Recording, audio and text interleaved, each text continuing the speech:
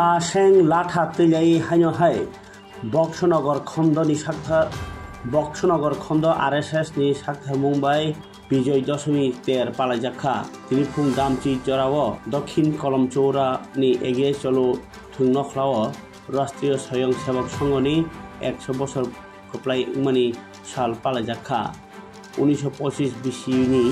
राजस्थान नागपुर विजय दशमी सालानो RSS संख्याजाकमानि राष्ट्रीय स्वयंसेवक संघनि संसाफांखा doctor हेडजी वार पुलिया खरकसिनी आदंगनति RSS मथा संसाजाकमानि ताबो भारत हाकतर गोनाङै कोटी निस्लायबो गोबां थांखा 57,000 ब्रान्च दङ आरएसएस नि जत राष्ट्रीय स्वयंसेवक संघनि आदं रत्न लाइन के बाचारवै राष्ट्रीय .k.न बरम खायनानि ताई .दिहाजाका आबुनि आगलो राष्ट्रीय प्रार्थना एबा सिलाइ पाथाम रग्न मताइबर जाखा डॉक्टर हेडजियार नि मांक्रियो बो खुमरक बगै भारत माता नि मांक्रियो खुमरक बगलै जाखा आबुनि आगलो हानो लबै रसाबलाइमानि जे बरक साकनो हानि बागै याफारका बरगनो थानजा खलायनानि हिंदू रग्न आबुनो तैनो अ संग का सामुं खलायो तिनि अ सामुं पांडव मानजाखा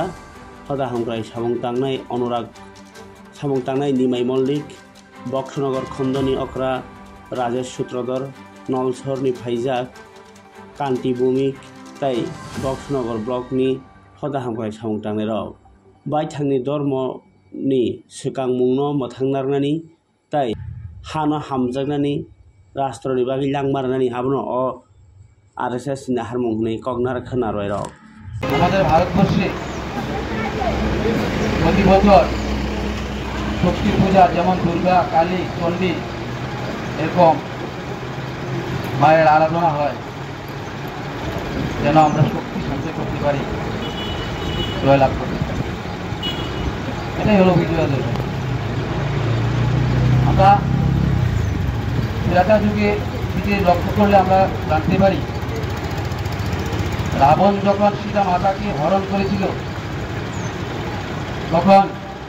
ভগবান রামচন্দ্র সীতা মাতাকে উদ্ধার করার জন্য দুর্গা মায়ের পূজা করেছিলেন আরাধনা করেছিলেন শক্তি সঞ্চয় করেছিলেন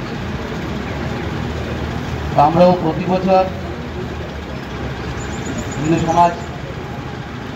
আমরা সেই শক্তির আরাধনা করি বিজয়ের জন্য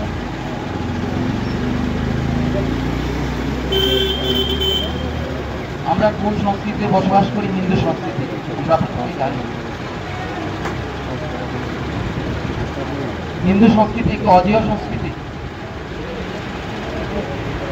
কারণ হিন্দু সমাজ কারোর উপর কখনো আক্রমণ করেনি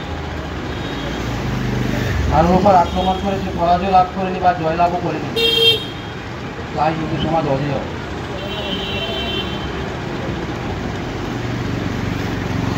হিন্দু সমাজের উপর আক্রমণ যখন এসেছে আক্রমণ করে হিন্দু সমাজকে কেউ পরাজিতও করতে পারেনি সেই সৃষ্টির লগ্ন থেকে হিন্দু সমাজ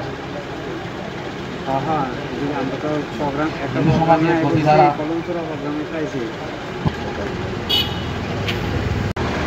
আমার যতটুকু